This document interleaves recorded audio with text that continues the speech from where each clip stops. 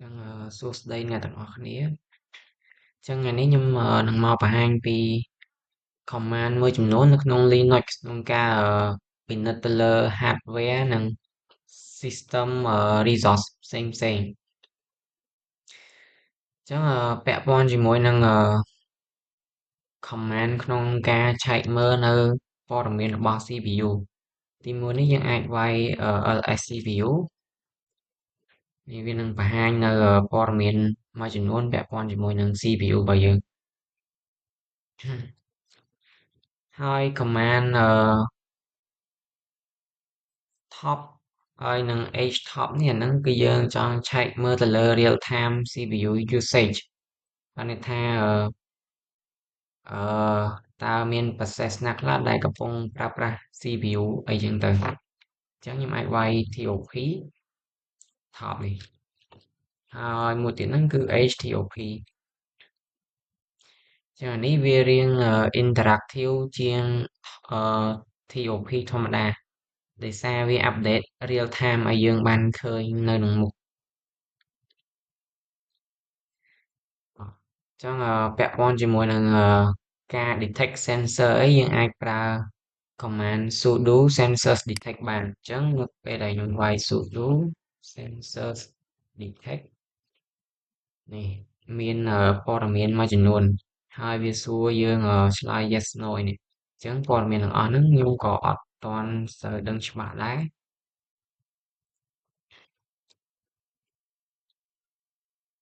អូខេអញ្ចឹងចប់ពីsensor detect យើងចូលមកដល់ចំណុច RAM និង memory command អញ្ចឹងយើងអាចឆែកមើលRAM usage របស់យើងបានហើយ format ជា human readable អញ្ចឹងបើសិនជាយើងវាយ free ធម្មតាវាចេញទិន្នន័យបែបនេះមកដែលជា size របស់វាហ្នឹងគឺវាចេញជាអឺចំនួន byte ទាំងអស់យកមកអញ្ចឹងបើសិនជាយើងចង់ឲ្យស្រួលមើលជាងហ្នឹងយើងអាចថែម free ហើយដក option ដក h អញ្ចឹងអាហ្នឹងគឺស្រួលមើលជាងមុនគឺ memory 3G អីចឹងទៅប្រើប្រាស់អស់ជាង500មេតោះអញ្ចឹងយើងទៅមុខទៀតចា៎នេះក៏ពាក់ព័ន្ធជាមួយនឹងការឆែកមើលដែរអញ្ចឹងខ្ញុំអាចវាយ sudo decode ដក type memory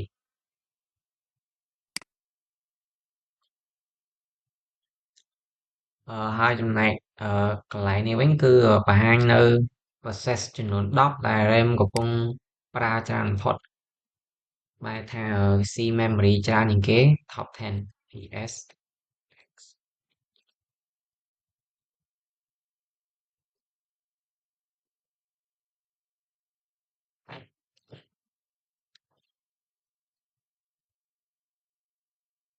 នេះមាន process ចំនួន10ហ្នឹងអូខេអញ្ចឹងយើងដល់ពាក់ព័ន្ធជាមួយនឹងការឆែកមើលទៅលើ storage ហើយនិង disk អញ្ចឹងយើងអាចឆែកមើលដោយប្រើ command df ក៏បានឬក៏ df.h ឆែកមើលព័ត៌មានមួយចំនួនរបស់ disk ឬក៏ហើយនិង partition ដែលយើងមានដូចនេះគឺជា hard disk របស់ខ្ញុំហ្នឹងគឺមាន 25G ឥឡូវប្រើអស់ជាង 7G ហើយនៅសល់ជាង 17G ទៀតហើយ command មួយទៀតហ្នឹងគឺLSBLK អាហ្នឹងយើងឆែកមើលជាលក្ខណៈ tree structure នេះវាមានទម្រង់បែបនេះហើយមួយទៀតហ្នឹងគឺយើងអាចប្រើនេះក៏បានដែរគឺយើង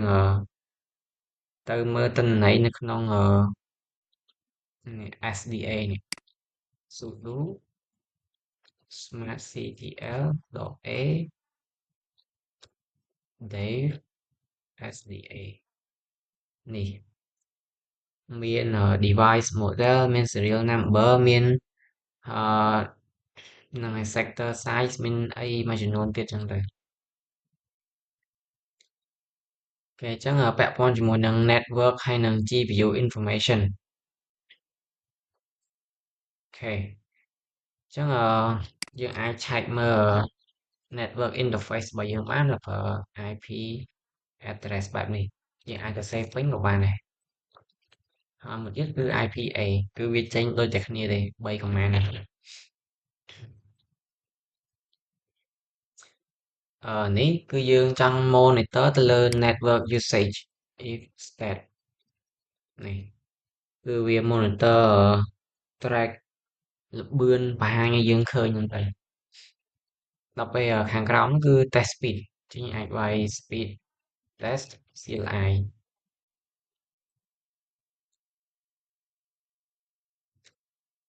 អូខេនេះគឺ test speed download គេចឹងឲ្យយើងឃើញគឺ 53.94 megabit per second នេះគឺ upload speed upload speed មានល្បឿនជាង 57.68 megabit per second ចឹងទៅហើយពាក់ព័ន្ធជាមួយនឹង GPU ក៏យើងអាចឆែកមើលបានដែរដូចជា អឺ Nvidia ដក SMI អូខេអញ្ចឹងខ្ញុំដូចជាអត់ទាន់បាន install វា sudo list អូខេអញ្ចឹងដូចជា command នេះដូចជាអត់មាននៅក្នុងpackage ក្នុងUbuntu យើងទេអញ្ចឹងខ្ញុំសូម move ទៅកាន់ចំណុចបន្ទាប់ដូចls pci wrap.i vga អូខេនេះវាមានតំណែងយើងឃើញគឺ compatible controller នេះអញ្ចឹងខាងក្រោមវិញគឺ sudo lshwc នេះគឺជាទិន្នន័យមួយចំនួនពាក់ព័ន្ធជាមួយនឹង GPU មាន product មាន vendor physical ID bus info មាន version មានwidth អីចឹងទៅអញ្ចឹងយើងមកមើល command មួយចំនួនទៀតដូចsystem information command ដូច sudo lshw អូខេនេះគឺជាព័ត៌មានមួយចំនួនពាក់ព័ន្ធជាមួយនឹង hardware របស់យើងហ្នឹងអញ្ចឹងយើងអាចប្រើមួយទៀតហ្នឹងគឺឆែកទៅលើ OS version ហើយនឹងdistro របស់យើង cat etc OS release នេះ distro យើងប្រើហ្នឹងគឺ Ubuntu server មាន version មាន ID like មានអីហ្នឹងទៅសិតតែជាប្រភេទទិន្នន័យពាក់ព័ន្ធជាមួយនឹង OS ហើយ command uptime គឺយើង system runtime ហើយនឹង load average នេះពាក់ព័ន្ធជាមួយនឹង USB និង battery info យើងអាចវាយ ls USB អូខេ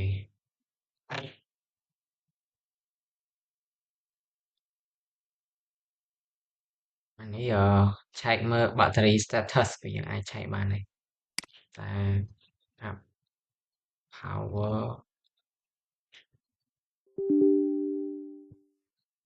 អូខេវាអត់ auto complete ទេអញ្ចឹងអត់អីទេ battery info អញ្ចឹងអានេះយើងត្រូវ install វាបើយើងចង់ឆែកអឺព័ត៌មានមួយចំនួនពាក់ព័ន្ធជាមួយនឹង battery sudo apt list ACPI អូខេអញ្ចឹងយើងអាច install វាបានអូ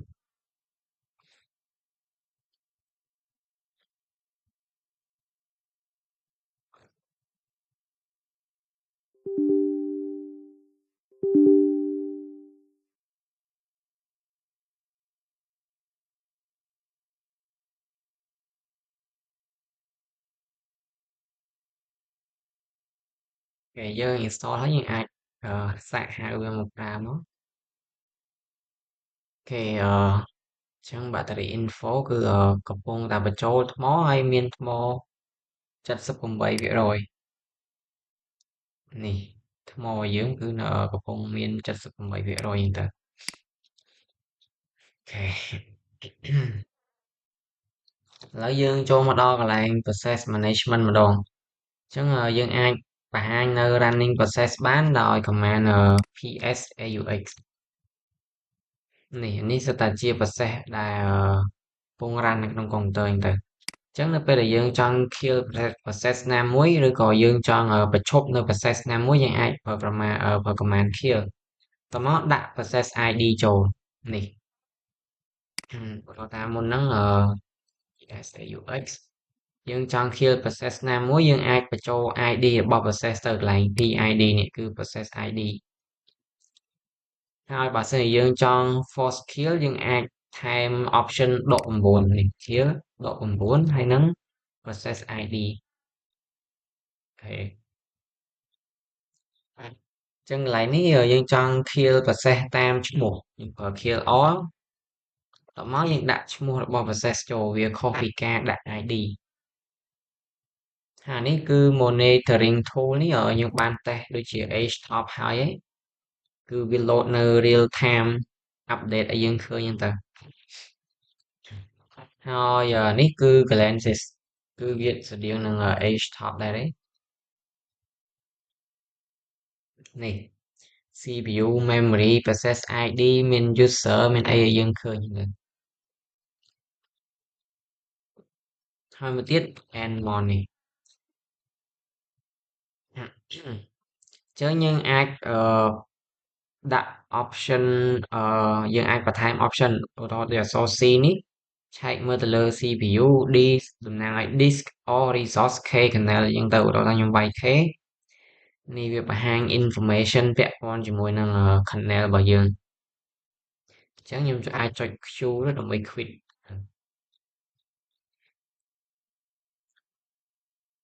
អូខេចានេះពាក់ព័ន្ធជាមួយនឹង system shutdown restart command អីផ្សេងផ្សេងអញ្ចឹង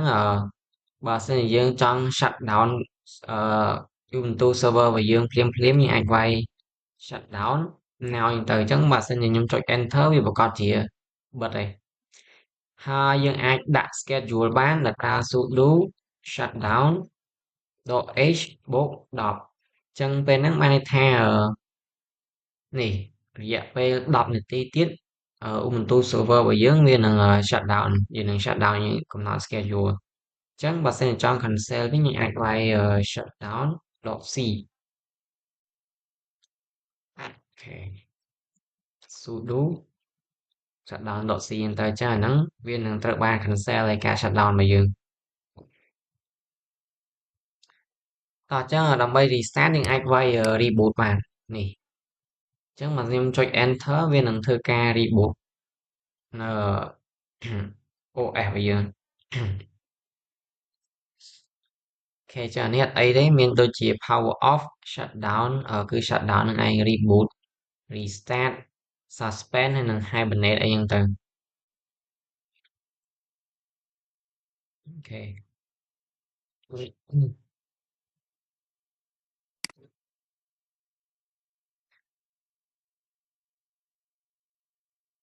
ខេ process management monitoring tool អូខេ installation command អញ្ចឹងរបៀប install នៅ command មួយចំនួនដូច htop glances ហើយនឹង nmon នេះយើងអាចឆែកបាននេះឧទាហរណ៍ថានៅពេលដែលយើងចង់ install ហ្នឹងមកប្រើយើងអាចវាយ sudo apt update package ហើយនឹង sudo apt install htop glances nmon អីចឹងទៅអញ្ចឹងដោយសារតែ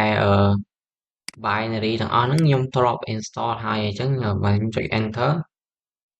ហ្នឹងហើយវាអត់មានអីទេដោយសារខ្ញុំធ្លាប់ install វាហើយអ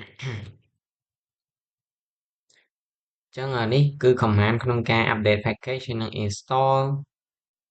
តោះមកយើងអាចប្រើប្រាស់បានហើយដូច sensor detect នេះអីនេះហើយអានេះគឺពាក់ព័ន្ធជាមួយនឹង bash shell ហើយអានេះគឺ alias ឧទាហរណ៍ថាយើងអត់ចង់វាយ ls CPU ទេ dương trong vay CPU ở Việt Đà nhé chẳng thưa mấy cái Việt Đà cứ dương thờ miền alias ấy việc chẳng nhầm ọt phở Barshell thế nhầm phở ZSH chẳng nhầm ai vay Vim cho tất cả ZSH tới tụi nó alias nè cứ dương alias ấy môi mó bà sẽ dương ở trong cái xe bình à là ô tô tha ក្នុងនេះយើងឆែកមើល memory ដោយប្រើ free h អញ្ចឹងខ្ញុំអាច alias mem ទៅស្មើនឹង free.h អូខេអញ្ចឹងបានន័យថាអត់ខ្ញុំអត់ប្រើ free.h ទេខ្ញុំអាចវាយតែ mem ក៏វាអាចស្គាល់ដែរអញ្ចឹងវាអត់ទាន់ស្គាល់ទេដោយសារយើងអត់ទាន់ apply change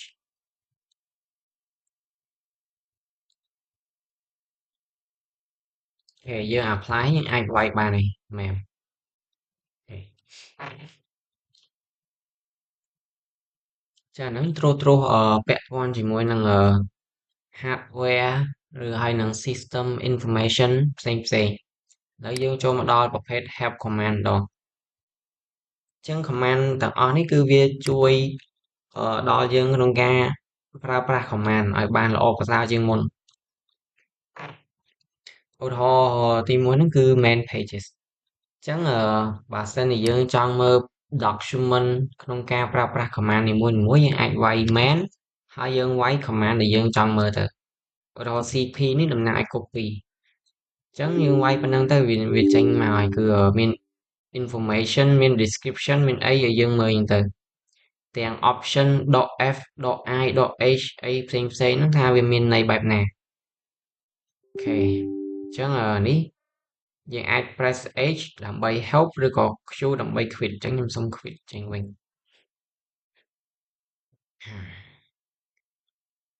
ចានេះគឺជាគន្លឹះមួយចំនួនក្នុងការប្រើប្រាស់ main page អូខេចឹងឥឡូវយើងចូលមកដល់ command មួយទៀតគឺ info អញ្ចឹង info នេះគឺភាគច្រើនជា document លក្ខណៈ hypertext បានន័យថា main នេះរាល់តែខ្ញុំវាយ main ls គឺវាចេញមាន description មានឧទាហរណ៍មានរបៀបប្រើប្រាស់អីចឹងទៅតែបើសិនជាឧទាហរណ៍ថាខ្ញុំវាយ info ls គឺវាភាគច្រើនហ្នឹងគឺជាប្រភេទ document ដែលនឹងឲ្យយើងអានបានស៊ីជម្រៅជាង main page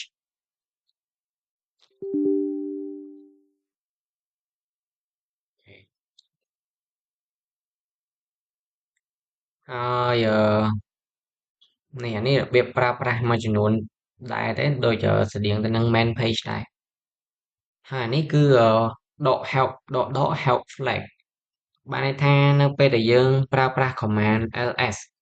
ឧទាហរណ៍តបមក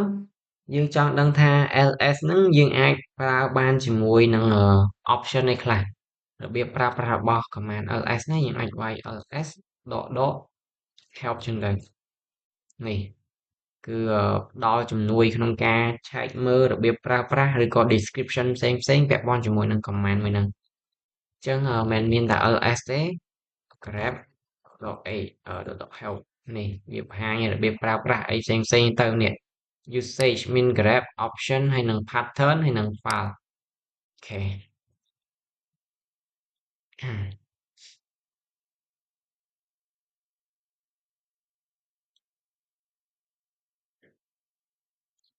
ខេចានេះគឺជា flow ក្នុងការប្រើប្រាស់យើងអាចវាយឧទាហរណ៍ថាយើងអត់ទាន់ស្គាល់ command មួយហ្នឹងយើងអាចវាយ ls.help ដំបូងគេតោះមកបើសិនជាយើងចង់ឲ្យយល់ detail ជាងហ្នឹងយើងអាចវាយ main ls ចឹងទៅហើយបើសិនជាយើងចង់អាននេះគឺយើងអាចវាយ info ls សារនេះវាមានអក្សរច្រើនជាលក្ខណៈ document ដែលយើងបានអាននេះស្វែងរក command ដែលតាក់ទងចូលតាម main.paste នេះហើយមួយទៀតហ្នឹងគឺ what is អញ្ចឹង what is ហ្នឹងគឺ output របស់វាគឺវា show នៅ description មួយម៉ាត់ឲ្យយើងឃើញ đó là what is ls này สำหรับ list directory contents what is cp copy file ហើយនឹង directory ផ្សេងៗ what is mv យើងអាច move ឬក៏ rename file ផ្សេងៗបានមានអីទៀត what is htop មានអត់ interactive process viewer អីចឹងទៅអញ្ចឹងអាហ្នឹងនៅពេលដែលយើងចង់recap អីដែលយើងបានប្រើប្រាស់ command នឹងយើងអាចវាយ what is បានដោយសារវាចេញខ្លីៗហើយងាយស្រួលយល់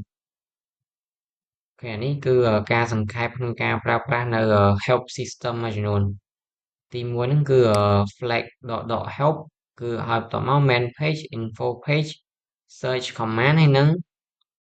online resource មួយចំនួនផ្សេងទៀតអូខេអញ្ចឹងក្នុងវីដេអូហ្នឹងខ្ញុំមានប៉ុណ្ណឹងចឹងជាដំបូងខ្ញុំសូមជម្រាបសួរលោកគ្រូនៅក្នុងវីដេអូនេះខ្ញុំនឹងធ្វើការបង្ហាញពី command មួយចំនួនក្នុងការ set up នៅ SSH ឬក៏ Secure Shell ចឹងដំបូងនោះយើងត្រូវទៅ install នៅ package របស់ SSH មកសិនយើងអាចវាយ command sudo apt date តមកយើង update package ហើយយើង install នៅ open SSH server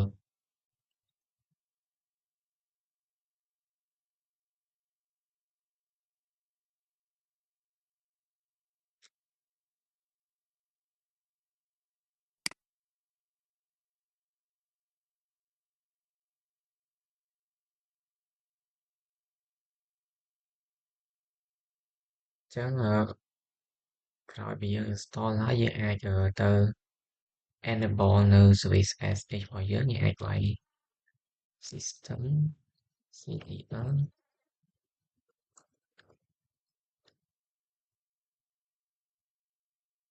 នេះក្រោយពីយើងបាន enable SSH ហើយយើងត្រូវenable នៅ firewall rule មួយទៀត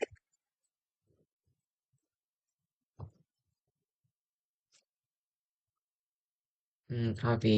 យើង enable ហើយយើងអាច check មើល status system ctl status sh ចឹង status sh របស់យើងកំពុងតែ running ឯងចឹងបន្ទាប់មកខ្ញុំអាច check មើល IP មួយទៅអូខេ 192.168.0.50 ចឹងខ្ញុំនឹងធ្វើការ sh ចូលទៅកាន់ Ubuntu server របស់យើងចឹងដើម្បីអាចចូលទៅប្រើបានយើងអាចវាយ command sh បន្ទាប់មកយើងដាក់ឈ្មោះ user របស់យើងគឺ add 192.168.0.50 បន្ទាប់មកយើងវាយ password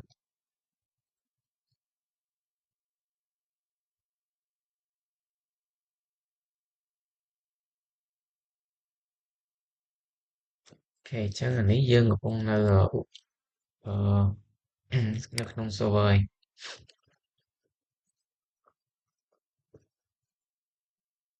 នេះអញ្ចឹងក្នុងវីដេអូហ្នឹងខ្ញុំសូមចប់ត្រឹមហ្នឹង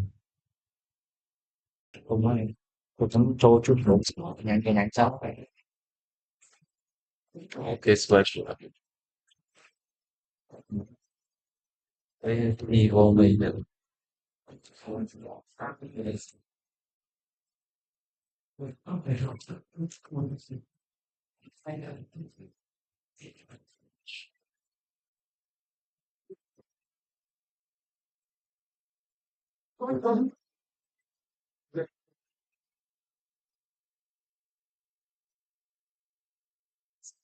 Ủa, nhưng đó mấy bên internet là ta có wifi một ngày giống wifi giống nó biết ta internet thì đau wifi một ngày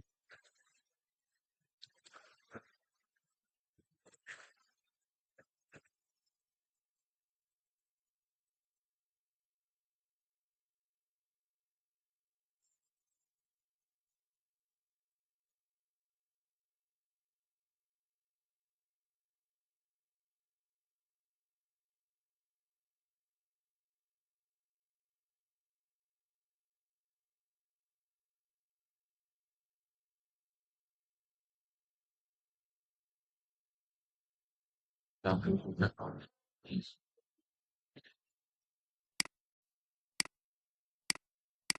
ជាដំបូងខ្ញុំសូមជម្រាបសួរលោកគ្រូនៅក្នុងវីដេអូនេះខ្ញុំនឹងធ្វើការបង្ហាញពី command មួយចំនួនពាក់ព័ន្ធជាមួយនឹង user management អញ្ចឹងដំបូងដើម្បីបង្កើត user បានលុះត្រាតែយើង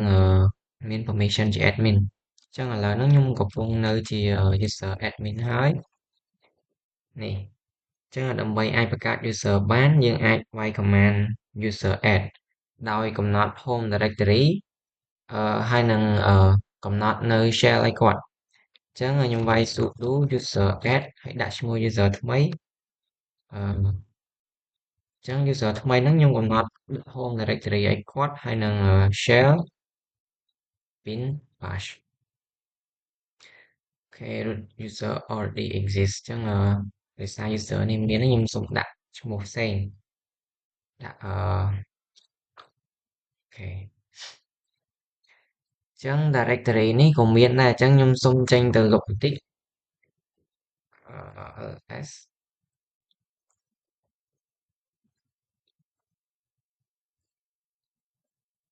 អញ្ចឹងខ្ញុំលុប user ម្នាក់ហ្នឹងហើយខ្ញុំអាចបង្កើតសារថ្មីអញ្ចឹង user already exist អញ្ចឹងខ្ញុំសូមលុប user នេះអញ្ចឹងដើម្បីលុប user បានខ្ញុំអាចវាយ command sudo user del ហើយវាយឈ្មោះ user អញ្ចឹងខ្ញុំលុបហើយខ្ញុំអាចបង្កើតពីដើមវិញបានដែរគឺ user ថ្មីមាន home directory ជាមួយនឹង shell bash អូខេអញ្ចឹងនៅពេលដែលយើង add ហើយយើងអាច change password ទៅឲ្យ user ថ្មីនឹងបានដោយវាយ sudo passwd ហើយដាក់ឈ្មោះ user អញ្ចឹង password ខ្ញុំដាក់123 123អូខេតោះមកយើងអាច switch ទៅកាន់ user ម្នាក់នឹងបានហើយដោយ command su switch user ហើយយើងដាក់123អូខេអញ្ចឹងនេះគឺជា user ថ្មីគឺសុកប៉អញ្ចឹងដើម្បីswitch ទៅកាន់ home directory របស់គាត់បានយើងអាចវាយ cd ដកឃ្លាហើយប្រើសញ្ញាទឹកអាឡុកមួយនេះអញ្ចឹងពេលហ្នឹងខ្ញុំកំពុងនៅ directory របស់ user ថ្មីហ្នឹងឯងអញ្ចឹងខ្ញុំសូមធ្វើការបង្កើតfolder នៅក្នុង user ថ្មីរបស់យើងនេះអញ្ចឹងខ្ញុំអាចវាយmkdir អញ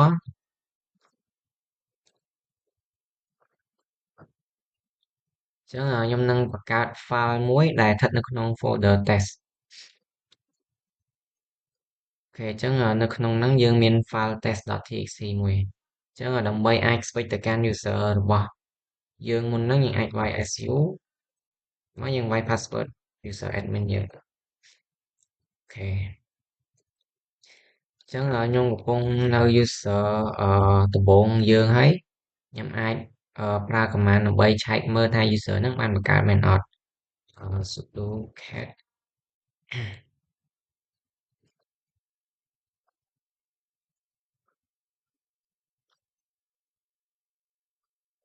នេះអញ្ចឹងយើងឃើញគឺ user ខាងក្រោមគេនឹងឈ្មោះថាសុកពបន្ទាប់មកខ្ញុំនឹងធ្វើការ remote ពីក្នុងterminal window នេះចូលទៅកាន់ Linux server របស់យើងអញ្ចឹង cmd អញ្ចឹង IP address គឺ 192.168.0.50 អញ្ចឹងខ្ញុំធ្វើការ sh ហើយដាក់ឈ្មោះ add 192អូខេអញ្ចឹង password 123អញ្ចឹងខ្ញុំកំពុងតែនៅ user ថ្មី user ដែលយើងបានបង្កើតមុនហ្នឹងអ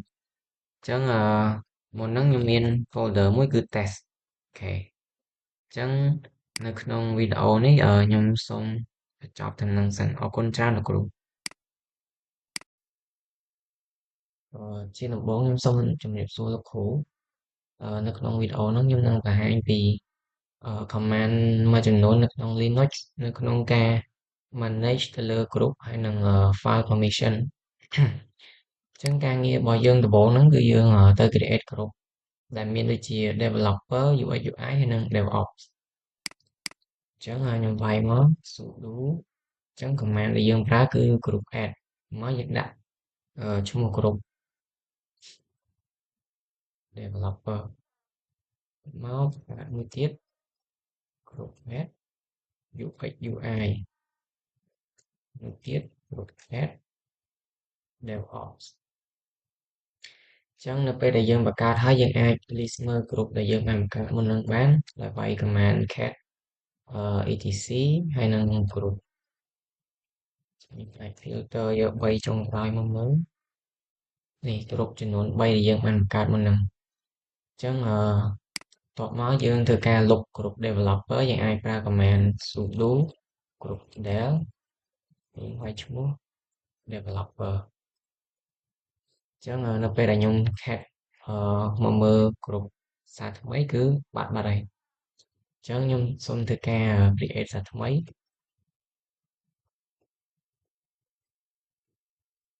អូខេចឹងបើសិនជាយើង cat etc នេះ group របស់យើងទាំង3គឺមកវិញហើយមាន ID 1005 1006ហើយនិង1007តបមកទៀតយើងទៅបង្កើត file ចំនួន3គឺ developer process UX UI process ហើយនិង DevOps process ដែលជាប្រភេទ TXT file អញ្ចឹងខ្ញុំសូមធ្វើការចេញមកក្រៅដើម្បីបង្កើតនៅ folder មួយអញ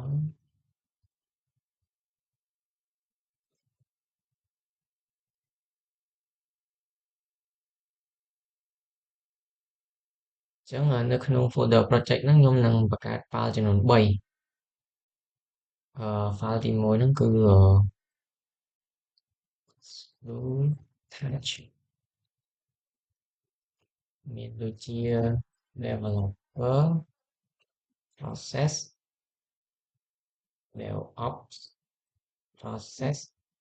ហើយនិង UX UI process.txt ចឹងនេះយើងបានបង្កើតហើយបន្ទាប់មកនៅពេលដែលយើងបង្កើត file ទាំង3ហ្នឹងហើយយើង list វាបន្ទាប់មកយើង change file permission ទាំងអស់ហ្នឹងទៅជា755ចឹង7ហ្នឹងគឺ full permission read write execute ចំពោះលេខ5វិញគឺ read ហើយនិង execute ហើយសម្រាប់ order របស់វាវិញគឺ user group ហើយនិង other ឧទាហរណ៍ថាលេខ755មានន័យថាលេខ7ហ្នឹង user គាត់អាច read write execute ដល់ពេល group គាត់អាច read ហើយនឹង execute ចឹងទៅដោយសារ read នេះលេខ4 execute នេះលេខ1ដល់ពេល other read execute ដែរអញ្ចឹងបើសិនជាយើងកំណត់ permission 755គឺបានន័យថា user គាត់អាច read write execute group គាត់អាច read execute ដល់ពេលអ្នកផ្សេងនេះគាត់អាច read ហើយនឹង execute ដែរតោះចឹងកន្លែងហ្នឹងខ្ញុំអាចដាក់ permission ឲ្យ file ទាំងអស់ហ្នឹងប្រើ sudo chmod change mode យើងដាក់755ហើយយើងដាក់ file របស់យើងទាំងអស់ហ្នឹងគឺ extension.txt ចឹងខ្ញុំដាក់កាយ .txt ចឹង file ទាំង3ហ្នឹងមាន permission នេះផ្នែកខាងមុខនេះគឺ read write execute read execute ហើយនិង read execute តោះបន្ទាប់មកទៀតខ្ញុំនឹង change file ownership ហ្នឹងទៅកាន់ group ដែលយើងបានបង្កើតដែលមានចំនួន3ហ្នឹងអញ្ចឹង file developer ហ្នឹងខ្ញុំនឹងchange owner ទៅកាន់ group developer ហ្នឹងទៅហើយឈ្មោះ file គឺ developer.txt មកខ្ញុំ change owner ទៅឲ្យ DevOps លើ file DevOps process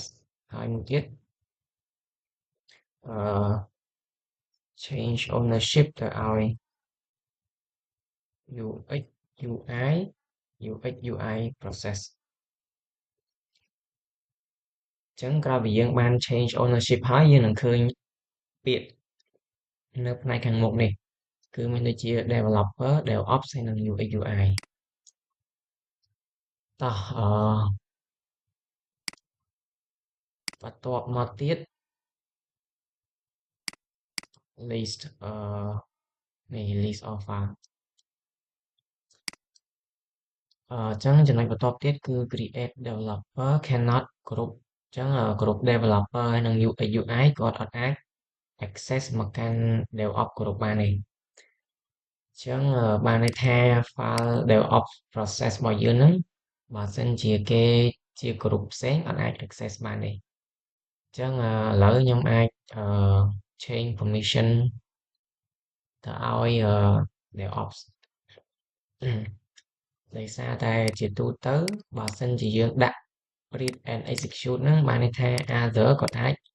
read ហើយ execute បានដែរអញ្ចឹងខ្ញុំនឹងកំណត់អានេះទៅជា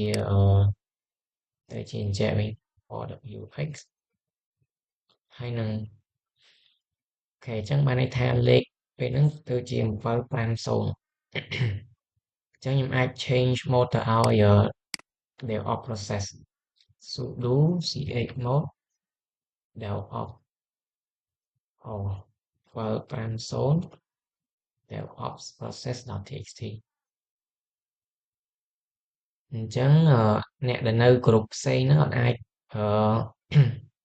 អាច access file DevOps process.txt បានទេអញ្ចឹងឧទាហរណ៍ថាខ្ញុំadd user ម្នាក់ចូលទៅកាន់ group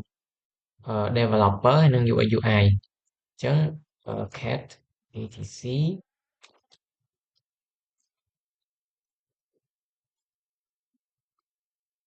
អញ្ចឹងឧទាហរណ៍ថាខ្ញុំ add user G4 sudo user mode នេះគឺយើង modify user mode ដក ag នេះ add group អញ្ចឹងខ្ញុំ add group developer ហើយនឹង UX UI ទៅឲ្យ user G4 មកនេះអូខេអញ្ចឹងនៅពេលដែលខ្ញុំ add user ម្នាក់ចូលហើយខ្ញុំអាច sh តាមរយៈcomputer Windows ខ្ញុំ 0.50 1 2 3អញ្ចឹងខ្ញុំកំពុងនៅ user ហ្នឹងហើយខ្ញុំអាចឆែក groups ដើម្បីឆែកមើលបានថាយើងស្ថិតនៅ group ណាខ្លះអញ្ចឹងយើងអាចឆែកមួយទៀតហ្នឹងគឺ ID នេះអញ្ចឹង ID យើងឃើញ group មានដូចជាមានទាំងម៉ែហ្នឹងមានទាំង UI UI និង developer ដែរអញ្ចឹងឧទាហរណ៍ថាខ្ញុំaccess ទៅកាន់ folder projects មកនៅក្នុងហ្នឹងមាន file ចំនួន3ដែល file មុនហ្នឹង file DevOps process.txt ហ្នឹងយើងអាច access បានទេអញ្ចឹងខ្ញុំសាក cat permission deny ចូលខ្ញុំចង់ write វា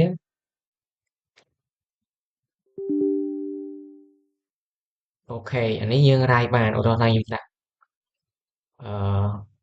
hello តែនៅពេលខ្ញុំចង់ save វាគឺអត់បានទេដោយសារយើងអត់ទាន់មាន permission ក្នុងការ write យើងអត់ស្ថិតនៅក្នុង group មួយហ្នឹងអញ្ចឹងខ្ញុំអាច quit ចេញមកក្រៅពីវាមិញបានអញ្ចឹង execute ដោយសារនេះជា file txt យើងអាចបង្ហាញពីការ execute បានទេអញ្ចឹងឧទាហរណ៍ថាខ្ញុំ add user ម្នាក់ទៀតចូលទៅកាន់ group DevOps sudo user mode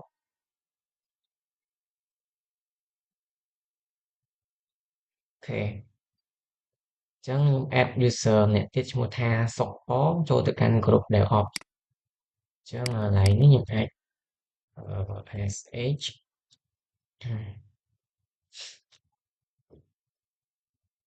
2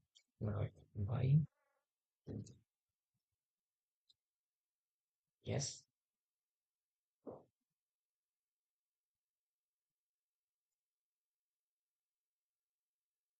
អញ្ចឹង user សុកប៉នេះគាត់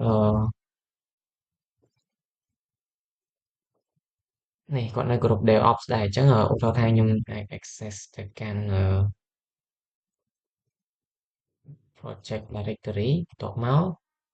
DevOps នេះយើងមាន permission ដូចជា read ហើយនិង execute ដោយសារ permission group របស់យើងគឺលេខ5បានន័យថាអាច read ហើយនិងអាច execute បានអញ្ចឹងខ្ញុំសូម read file មួយហ្នឹងcat DevOps គឺអត់អីទេនេះគ្រាន់តែដោយសារតែយើងអត់មាន content នៅក្នុងហ្នឹងអញ្ចឹងឧទាហរណ៍ថាបើសិនជាខ្ញុំព្យាយាម try វាក៏អត់បានដែរ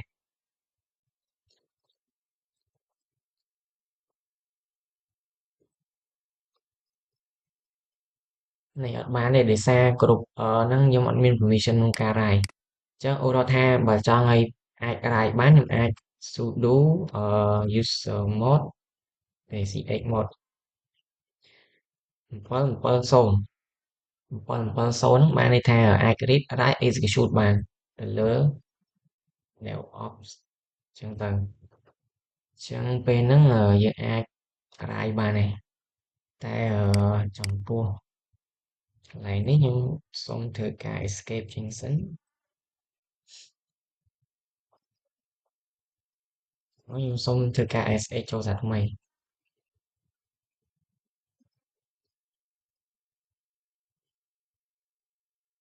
អូ